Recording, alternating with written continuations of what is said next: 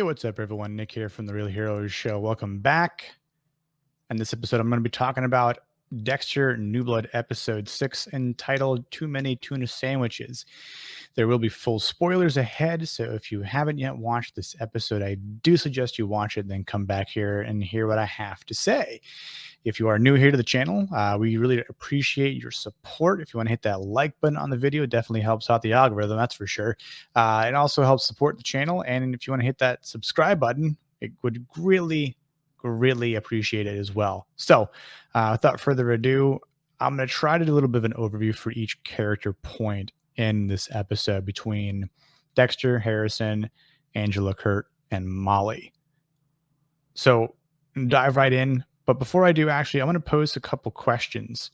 Do you think that Kurt will get taken away by the cops? Or do you think Kurt will end up under the knife from Dexter? Do you think Harrison is going to learn the dark passenger ways from Dexter, learn to control his darkness, which we do see more in this episode? Do you think Angela's going to forgive Dexter? Do you think she's actually going to get back with him? And do you think Molly will actually have a part to play in that? Let's find out, shall we? Cool. So, a weird part about Kurt. Let's talk about Kurt a little bit. He creates a plaster mold of Chloe's face, doesn't like it, punches it a bunch. He eyes a next victim, but is sideswiped because she has a boyfriend and they hitch a ride on with a different trucker, so he kind of gets upset. But then Kurt realizes that Molly could be his potential next victim.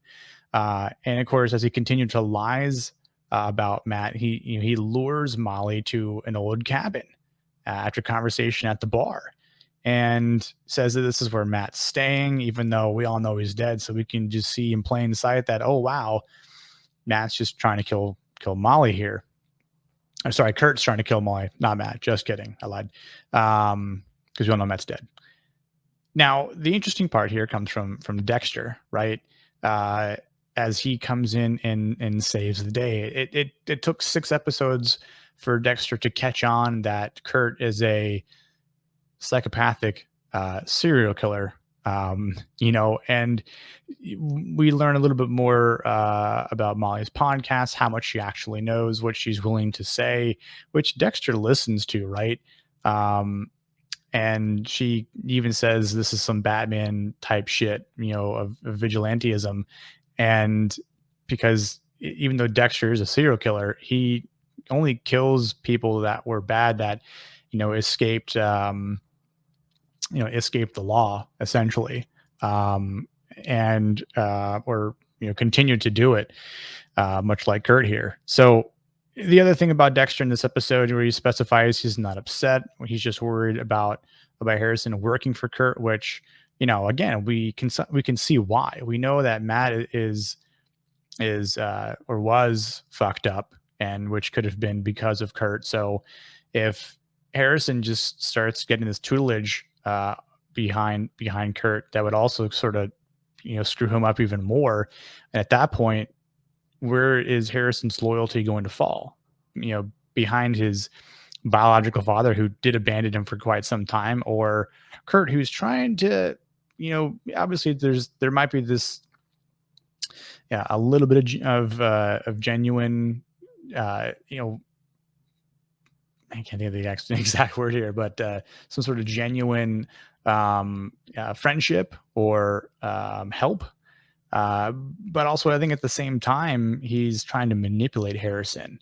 For what end game, I'm not entirely too sure. Maybe just his replacement for Matt, because deep down, Kurt knows that Matt's dead. So I'm curious to see where that all goes.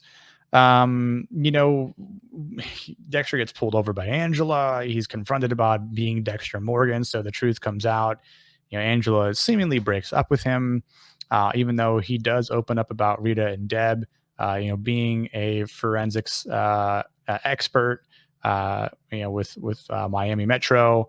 And again, it's not until the end of the episode that we see the true calling to Dexter Morgan.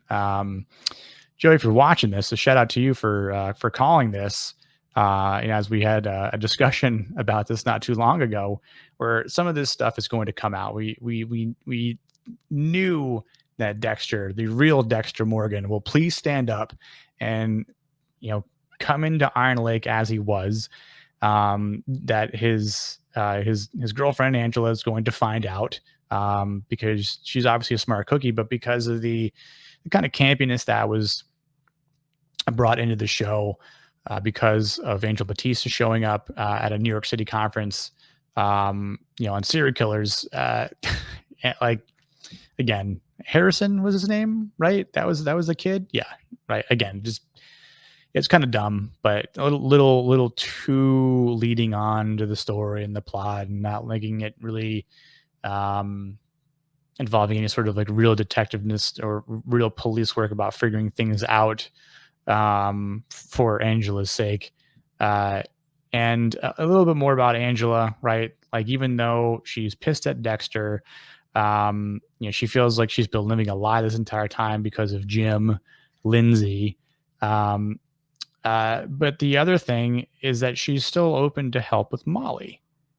And because of what happens to Molly, even though Angela tells Molly, don't go after Kurt, it's a bad idea. She's like, no, no, no, it's fine. I'll just wear a wire. Like, she'll be able to handle this because Kurt's not not a big guy. Wrong. He is a big guy, and Molly is not a big person. And honestly, I don't think that little, this, or was it the spray, right? Is gonna do anything to Kurt. I mean, the Chloe, slashed his face, and he was fine.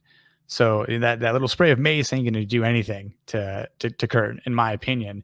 Now, the other interesting part about Molly, as obviously as she's saved by Dexter, she says the secret, can we keep this between us, right? We all know Dexter's good with keeping secrets. He's not going to say anything.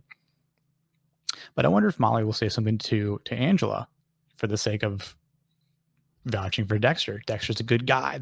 That's what Dexter, says in his head, that, she sees me as a good guy to her, right? Which would bode well for him in the long run, because Dexter thinks that Molly knows or has this sort of inkling that Dexter is the Bay Harbor Butcher, because in her podcast that she thinks that he's still somewhere. But I again, I'm kind of curious to see where that goes, along with Angela. Now, with Angela, getting back with her, as she decides to go to the cave with Harry, finds this man-made wall, goes a little winter spelunking, and finds another cave, which comes to a body that's covered in rocks. And at that point, I'm like, we know it's not Matt. Who's it going to be? That's right. It's going to be Iris. We're going to learn a little bit more about Iris finally after 6 episodes. And of course, she knew it was Iris because as soon as she went for that right wrist and she pulled like this bracelet up that she's well aware of what it means or where it was from or who made it. And the bigger question is, how'd she get down there? How'd she get down there into that cave, which led to another cave, which was covered by rocks, which was created by some sort of man-made wall? All right, it's not like she fell in there or wandered off on her own and died, and then just somehow the rocks came tumbling down on her perfectly to hide the body. So who was it? Who is she gonna call? Not Ghostbusters, not Batman, but Dexter Morgan. That's who Angela needs. I need Dexter Morgan, not Jim Lindsay. And that's how the episode ends. Yeah. So, what did you guys think? Do you guys think it ended well? Do you guys think this whole episode was actually worth it? Because here's what I think. We've got 4 episodes left. We got 7, 8, 9, 10. Dexter's going to pull out his skills, or sort of what's left of them. And even though he's a little sloppy, as he stated in previous episodes, but by this point, he's probably going to do enough work that will wow Angela. And again, he's going to try and turn this on Kurt. We do see a glimpse of Kurt potentially being arrested and having some mug shots taken. Um, but will it hold? Will it hold water there in the case against Kurt that he was the person who killed Iris? I think it could have been, and because honestly, I don't know who else it would be to do that. And again, maybe that was Kurt's first victim. Was Iris, and trying to find better ways to dispose of the bodies. He's obviously since then learned how to do it more efficiently. So that'll be another thing to look forward to, is how well they tell the story of the disappearing of Iris. I don't know if we'll see any flashbacks, probably not, but I digress. The thing with Harrison, right? He has a big wrestling match, which we'll get to in just a second here. But man, wasn't that episode, that part with the in therapy, was pretty cringy. I don't know if it was just you or just me, but did you guys think that as well? I thought it was real cringy because that Dexter's just lying, and Harrison's like, my mother was dead. She was murdered in a tub, like So the therapist is probably like going, "What the hell's going on here between these two?" Right? And he says that the uh the he's like, I feel alone. He's like, no, it's okay to feel or abandoned, right? He goes, I feel abandoned. He goes, no, no, I don't feel abandoned in general. I feel abandoned on this couch. There's only other one person sitting on that couch. It's his father. So again, I am really surprised that Dexter didn't back him up, even though in the car, after I think the fifth episode, he said that, or fourth episode, one of the two, he says, I'll always have your back, sort of thing. But he doesn't there because he's really protecting himself selfishly and not protecting his son, or trying to say a little bit more about it. Like, there wouldn't have been any bad part about saying, yeah, like, I was there. I came after. I was the one who found his mother, murdered in a bathtub. Like, he could have just said a little bit and then said like, yeah, I feel uncomfortable talking about that, but at least enough to say it. There's still a lot between him and Harrison, between Dexter and Harrison, that hasn't been established, hasn't been talked about. They haven't talked about anything about the past for the most part, and Dexter just doesn't. He keeps refraining to do so. Um, and all the meanwhile, we've got these Jennifer Carpenter interjects mentally for Dexter, which again, she's been great on the show. I love majority of her nuances, and how she talks to Dexter, especially in the therapy scene. Right, like she's sitting next to him, she's sitting in the seat of the therapist. She's in the house. You know, with the conversations, after Harrison is there to eat and whatnot. So that's another pretty interesting part of how Deb is different to Harry, because Deb is obviously more grounded than Harry was, even as Dexter's father.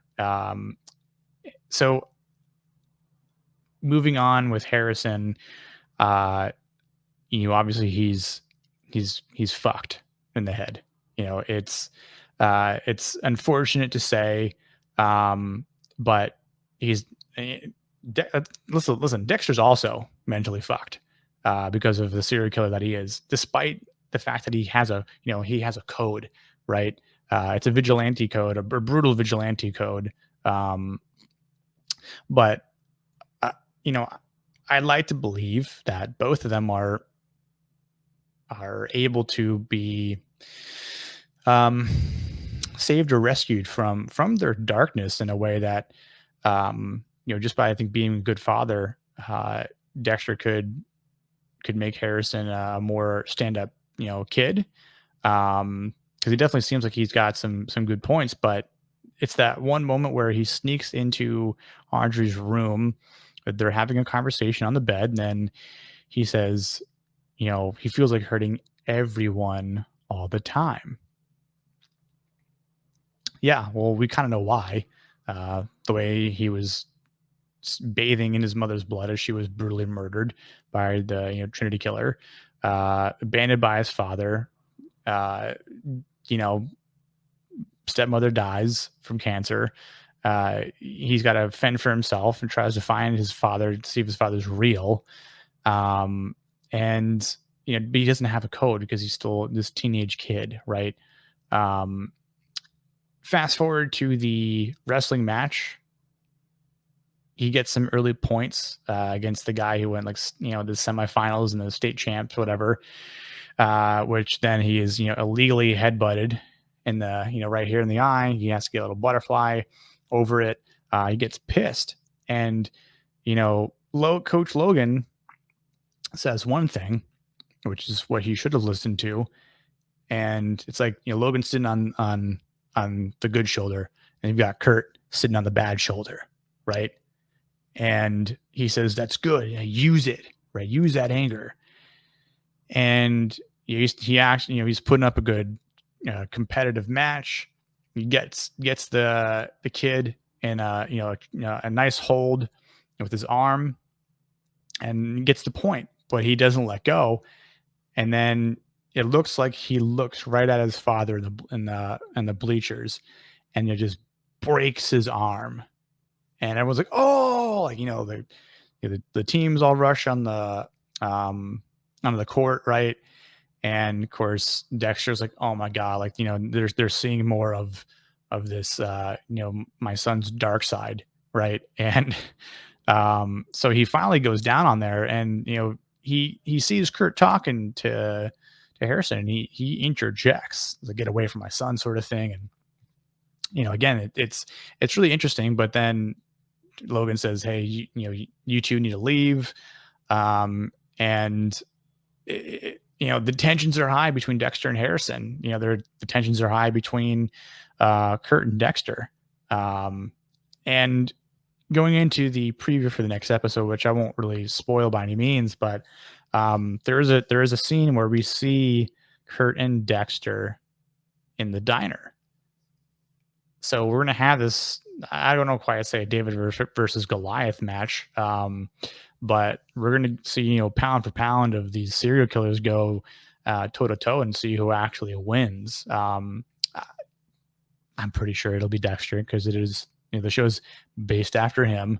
But at some point he's either got to get caught or be killed, right, Dexter? Whenever the show is eventually over. And he doesn't get a second chance going through a hurricane. So again, what do you guys think? Do you guys think that this episode was good? Do you think that we're still on pace to have a good season? I know the subreddit's loving it right now. And again, there are some finer quality parts. I think a little bit is predictable. I think a lot of it we sort of know what's going to happen. So in some cases, and again, there is some ambiguity as well, which isn't bad. I just think there's a good way and a bad way to use ambiguity. And I just hope they understand the line that separates the two. So if you have any comments about some of the things I said or about this episode, and we can have a conversation after that, go ahead and leave them in the comment section down below here. Again, I'm curious to see what happens in these last 4 episodes, because there's quite a few things that we really need to happen. And I'm going to say it now. I'm pretty sure we're going to get a second season because the majority of the ratings and the critiquing has been well viewed. And usually when that's the case, they'll probably make a second season. And maybe that'll be focused more on Harrison, depending on how this ends. So until then, I'll see you guys in the next video. Peace.